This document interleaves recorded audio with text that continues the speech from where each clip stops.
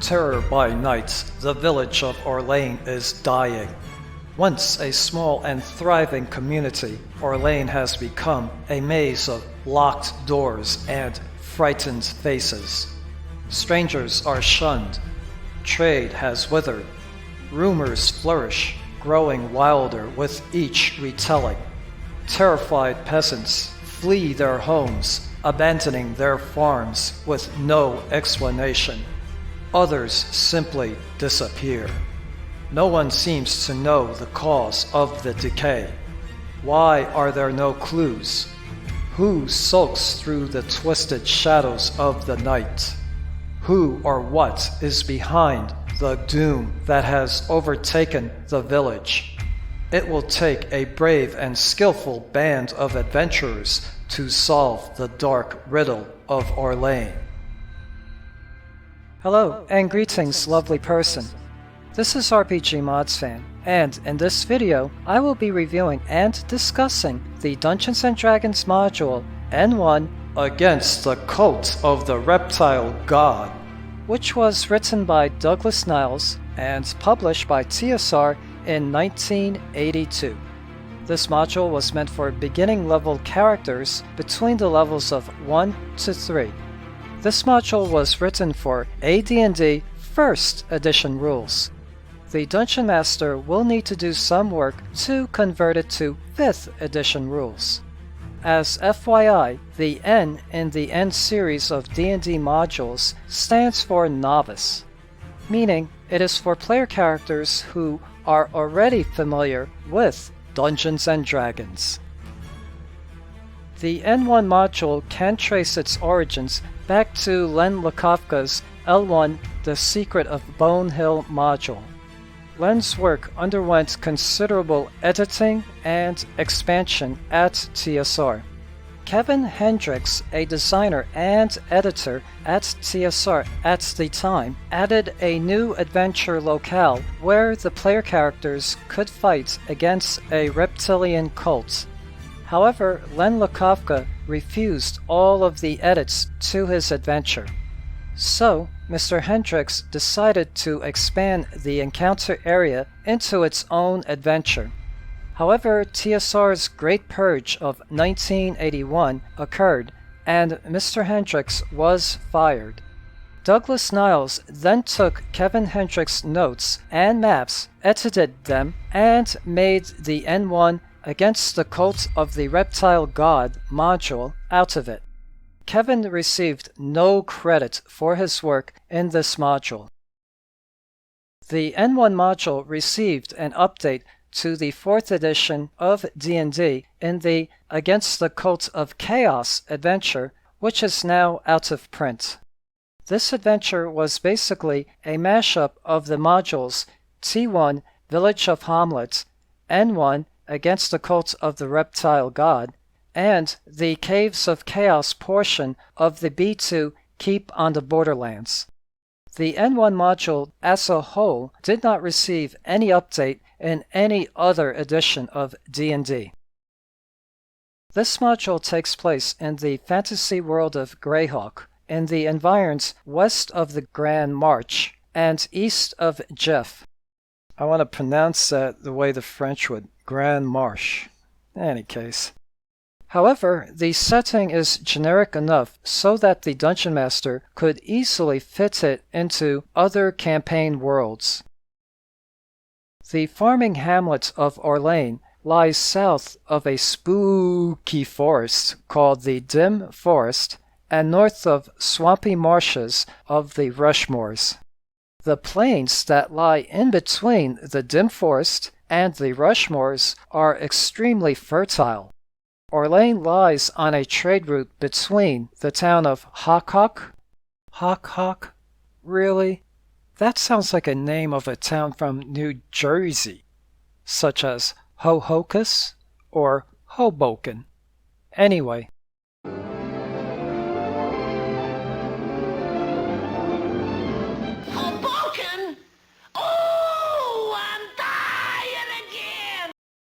Orlane lies on a trade route between the town of Hochoch and Hookhill, which is the capital of Grand Marche. There I go again, in French. Grand Marche. The trade route cuts through the dim forest. Traders and caravans often hire guards to protect them from ogres, goblins, and other threats from the dim forest. Displayed on the screen is a suggested player's map of Orlane, which I got off the internet.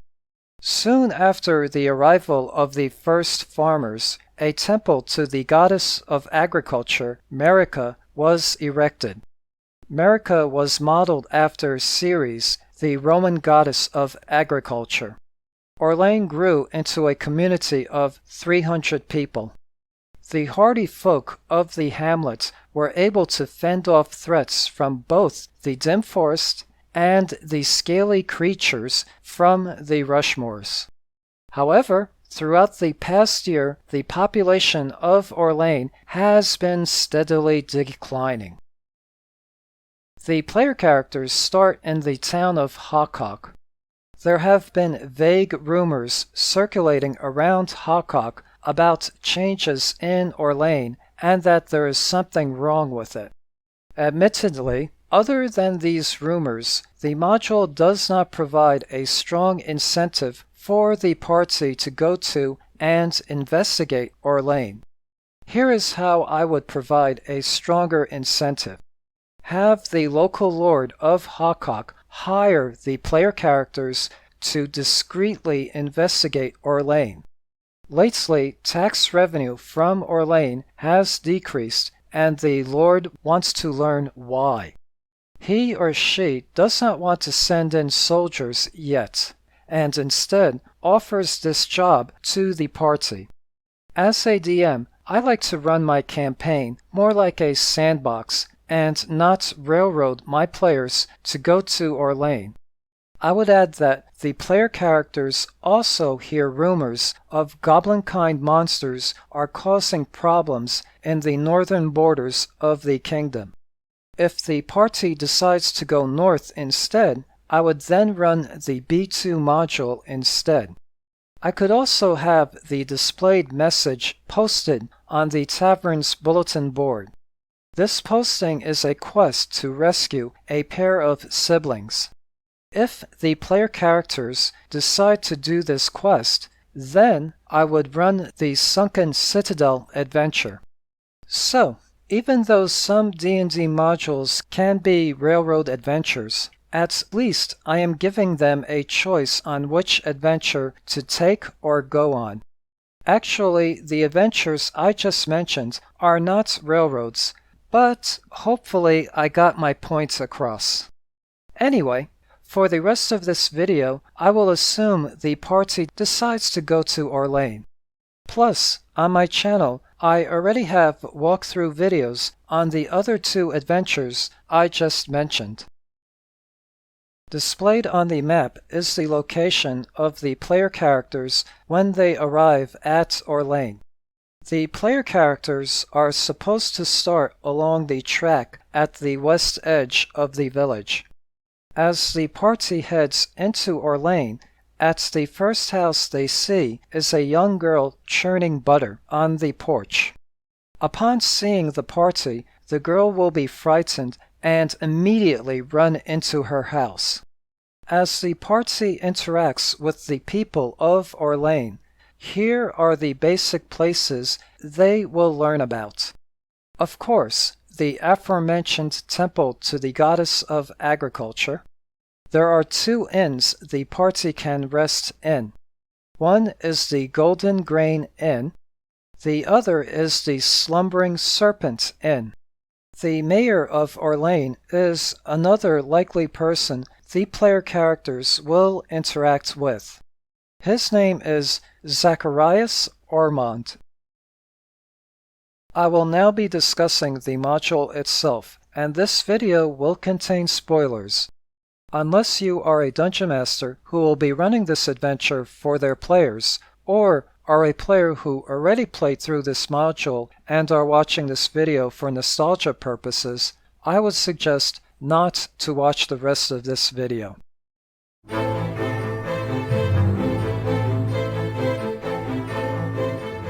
The N1 module is meant to be run like a mystery. However, even the name of the module should be considered a spoiler. Hence, Dungeon Masters should hide this module and not reveal its title and cover. At the start of this adventure, the only thing the player characters should know is that there is something strange happening in the village of Orlane. Oh, and by the way, with a few modifications, I think this module can be run as a side quest within the Tomb of Annihilation 5e adventure. The setup of the module is that the village of Orlane is being taken over by a sinister cult. About once every 4 to 9 days, cult members in the village kidnap a citizen or two of Orlane and take the person to the cult's leader, whose lair is in the swampy marshes of the Rushmores. The cult's leader is a spirit naga named Explitica Defile Us. She uses her permanent charm ability to convert the person into another one of her converts. The convert is then returned to Orlane. In this insidious fashion, the cult has slowly been growing in size. Explitica Defile Us sees herself as a goddess and demands to be worshipped as one. Anyone who cannot be converted is either fed to hungry reptiles or turned into a zombie. In the first edition of D&D, elves and half-elves are resistant to charm. Elves have a 90% charm resistance, and half-elves have a 30% resistance. Due to the Spirit Naga's charm ability, the module suggests that the party have at least one elf. The module is separated into 3 parts. The first part is where the player characters are in the farming hamlet of Orlane, interacting with its inhabitants. The second part is an overland journey through plains, a spooky forest called the Dim Forest, and a trek through a swamp called the Rushmores. Ending in the third part, the underground dungeon complex that is the lair of the Spirit Naga, the villain of this module. The module has a slow start to it. In order to kick things off with a bang, I would have the player characters encounter the wreckage of a trading caravan during their journey to Orlane. There are a few dead bodies on the ground being gathered by a few troglodytes. The caravan was from Hookhill and was heading to Hochoch. It was attacked by the cult of the reptile god. Anything of value has long been taken. Any surviving merchants were taken captive and are well on their way to being brought to the Naga. The remaining troglodytes are here to remove and get rid of the evidence.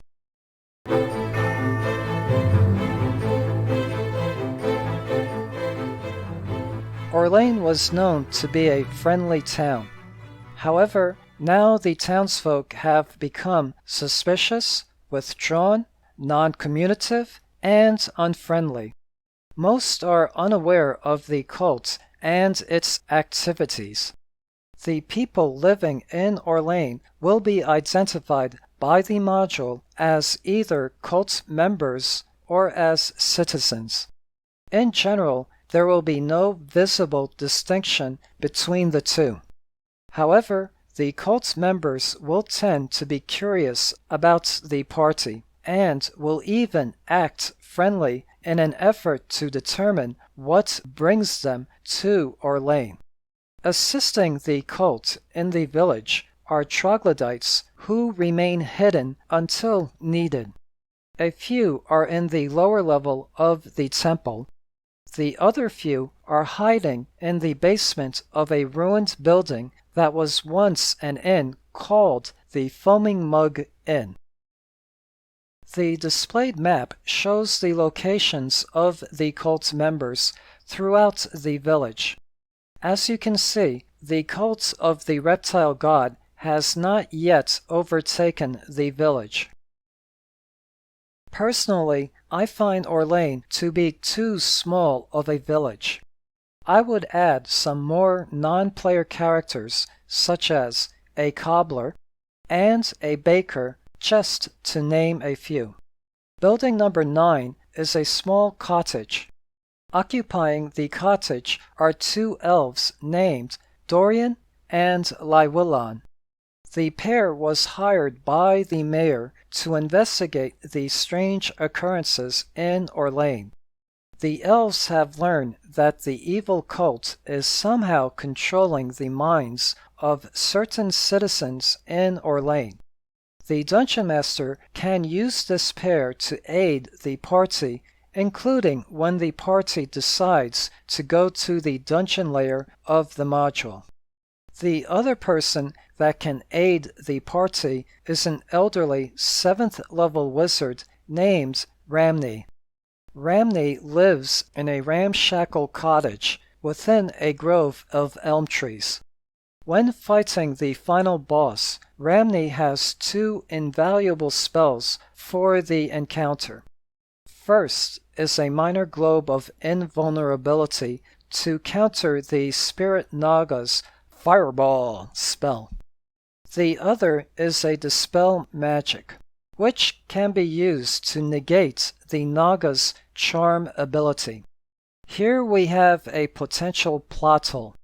With his Dispel Magic spell, Ramney could have removed the Naga charm on Orlane's citizens. My fix to this is to say Ramney was away from Orlane for an extended period of time.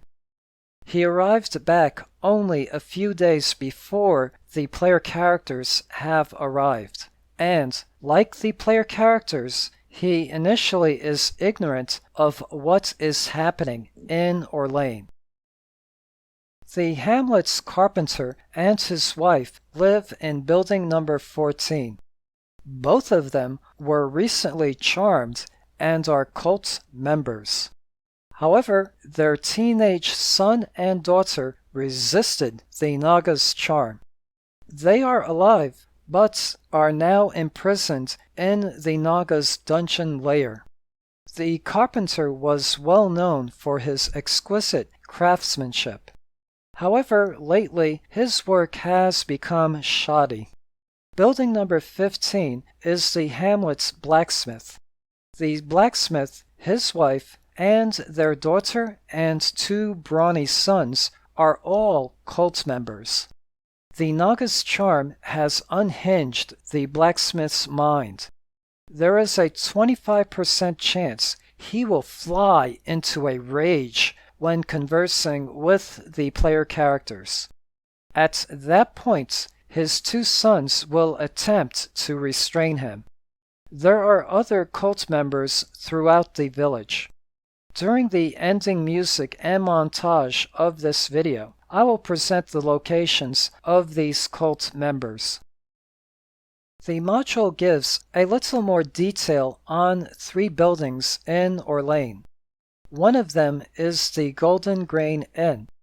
It is run by the cultists. In total, there are 9 cult members at the inn. Only 3 are important. First is the owner, Bertram Beswell. His private chambers is room number 5 on the inn's map. Next is Derek Desley, a 4th level assassin. He is staying in room number 6. Derek actually made his saving throw versus the Naga's charm. He is actually feigning to be charmed and follows Bertram's orders. However, he is sneakily siphoning off funds gathered by the cult. If his cover is blown, he will flee. Snigrot's Dogroots is the inn's cook. I don't think I would want to eat anything by a person named Snigrot Dog Root. Any case, he is a third-level assassin. He can usually be found in the kitchen, which is room number 2. He is also well-versed in drugs and poisons. 5 armed men are staying in room number 11. They are the cult's muscle and assist Derek in abducting inn guests and villagers to be taken to the Naga's lair. Staying in room number 13 is Iggy Olivero, a merchant from Hookhill. He is now a cult member, but will feign to be innocent. The cult's future plans are for Iggy to return to Hookhill with an escort of cult members and set up operations for the cult in Hookhill. If the party stays at the inn, Bertram will try to have them split up and stay in separate rooms, offering discounts if necessary. Bertram will then plan and organize the capture of some of the player characters late at night. The module provides details on how he goes about doing this, including Snigrot drugging their drinks and Misha from the Temple of America casting a silent spell. Splitting the party like this and having them inactive kind of defeats the purpose of Dungeons and Dragons. So, here is what I would do. End the game session at the point where some characters are supposed to be captured, but do not announce who. If the game session would be too short, then do not have them captured on the first night. Allow the party to go explore the village and have them captured on the second night. At the next game session, whoever does not show up are the ones who were captured. If all the players show up, then time to improvise. Instead, have one NPC villager who the players really like and are fond of captured. Or maybe Candela and Duchess are staying at the inn and have them abducted. Or maybe one of the inn's other patrons who the party has interacted with and really likes was kidnapped. Or maybe your players grew fond of the inn's serving girl. Or maybe your players grew fond of the stable's groom. Okay, the last 2 NPCs were my own additions. Or, and here's another possibility, maybe the young girl who was churning butter at the beginning of the adventure was kidnapped, and her father goes to the party and begs the player characters to find and rescue her. Alternatively, you can have the captured player characters play a pre-generated character in the meantime. Have all the pre-generated characters staying at the Slumbering Serpent Inn at the start of the adventure. But I like my idea of having a beloved NPC kidnapped instead. Other than snakes and ghouls, the only thing of note in the Golden Grain Inn's cellar level is a large statue of a Naga. Despite its name, the proprietors of the Slumbering Serpent's Inn, a middle-aged couple named Belba and Olwen Krawlun, are not cult members. At least not yet. The inn has a more homey, pleasant, and cheery atmosphere than the Golden Grain Inn.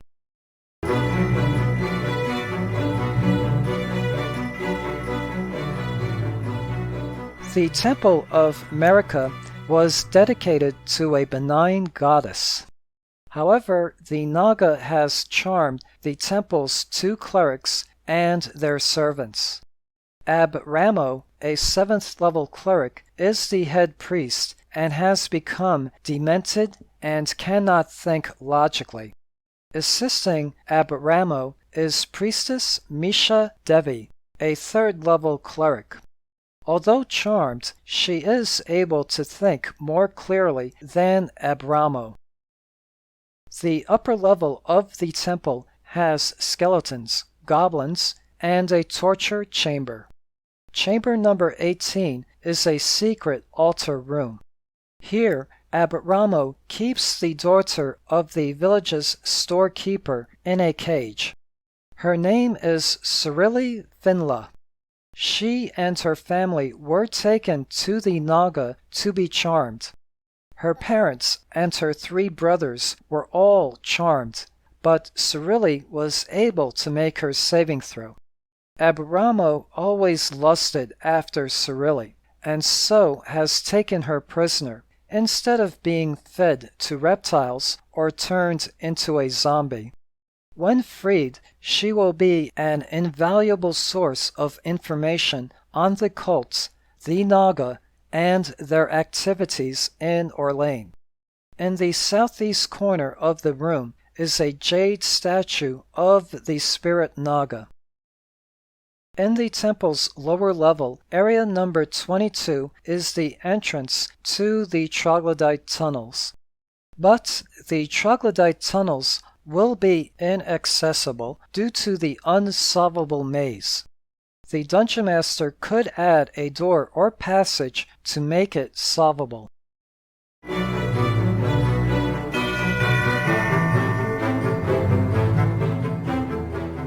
The module says the overland journey from Orlane to the Naga's lair in the Rushmores takes 4 days. To me, I think it should take 2 days. Anyway, during the journey, the party may encounter wandering monsters. By the time the player characters reach the lair, they should be at 3rd level. If not, then the Dungeon Master should award experience points to get them to 3rd level. If you are playing with old D&D rules, where a wight can level train on a hit, then perhaps 4th level would be more appropriate. The entrance is a wide, gaping hole in the middle of a circular dike made of mud and wood, surrounded by swamp water. The Spirit Naga's lair is a classic 2-level dungeon crawl. The subterranean level is an excavated area of soggy dirt and not rock. Smells of rot, mold, and swamp gas are common. The ceilings are supported by massive, though slightly rotting timbers. Some floors are swamp water covered. Some are mud covered. Basically, the whole dungeon is dank, damp, and dark. On the internet, a colored version of the dungeon maps can be found, which makes it easier to see which rooms are water covered and which ones are mud covered. I will now highlight some of the notable rooms in the dungeon complex. In chamber number 2 are 4 alert human guards. There are 12 more human guards who are currently lounging in their rooms, which are rooms numbered 8A to 8E. The quarters of the leaders of these human guards are rooms numbered 14A to 14D. Swimming in the waters of cavern number 15 are 3 crocodiles. Chamber number 17 is the lair of a harpy. As soon as the party enter room number 16, the harpy will start her siren song, and player characters will need to make saving throws against being charmed by the song.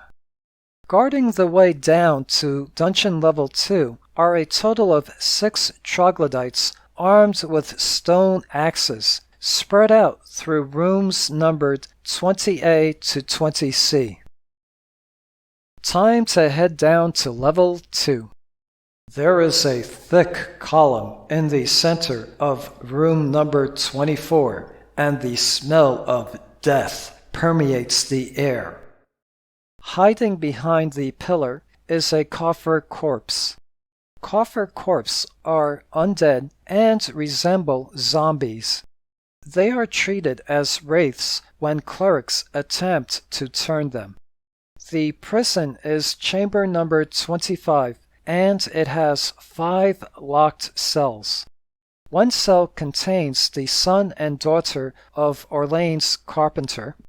Another contains a merchant from Hookhill and a woman from a farm east of Orlane.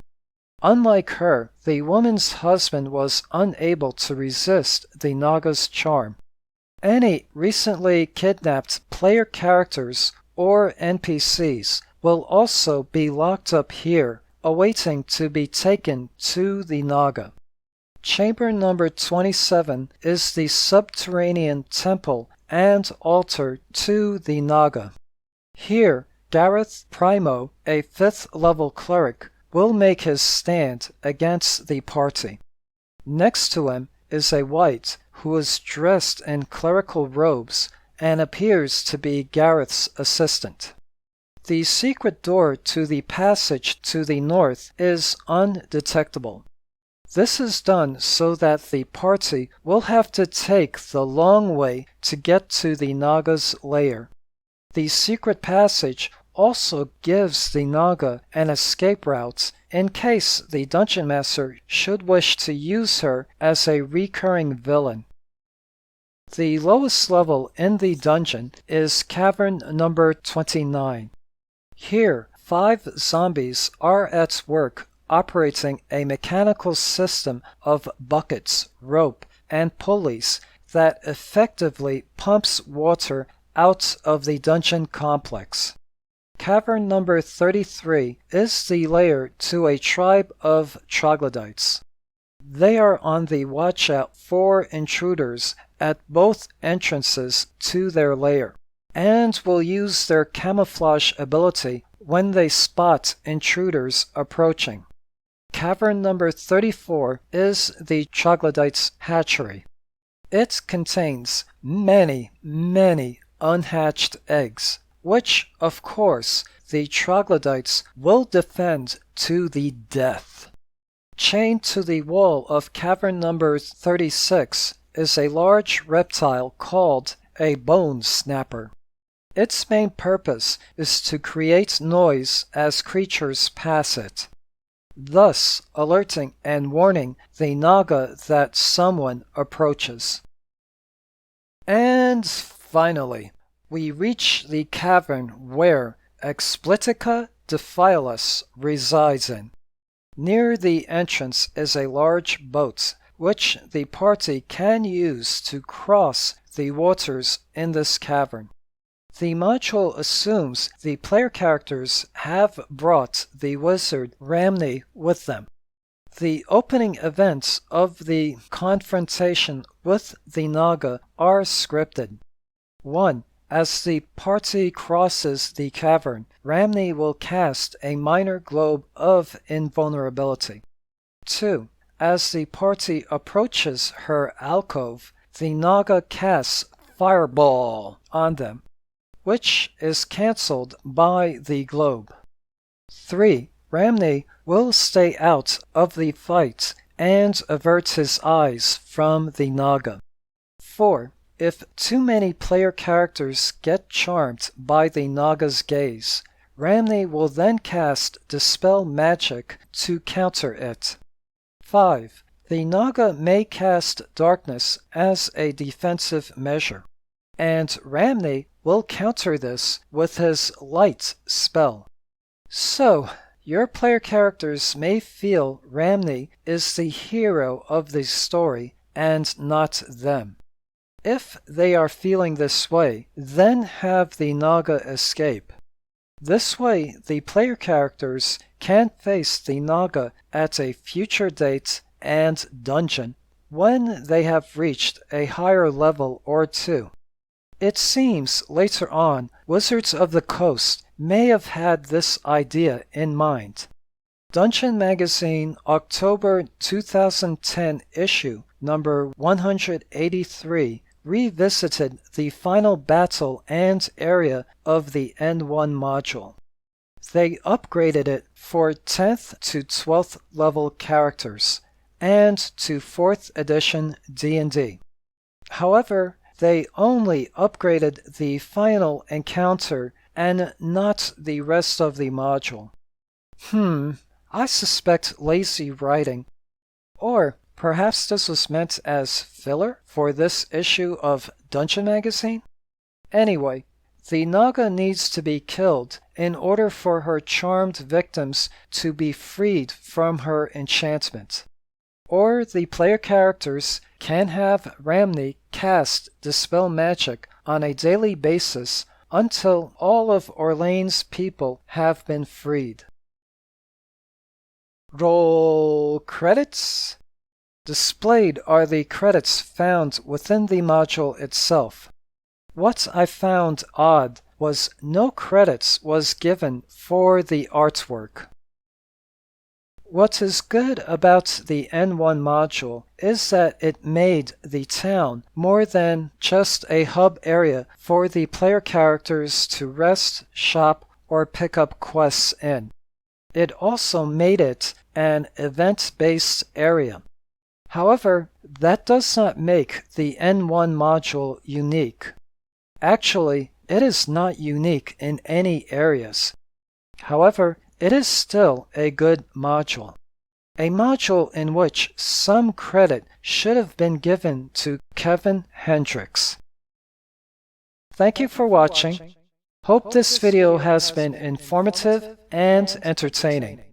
Till next time, this is RPGmodsFan saying cheers, have a good day, and goodbye.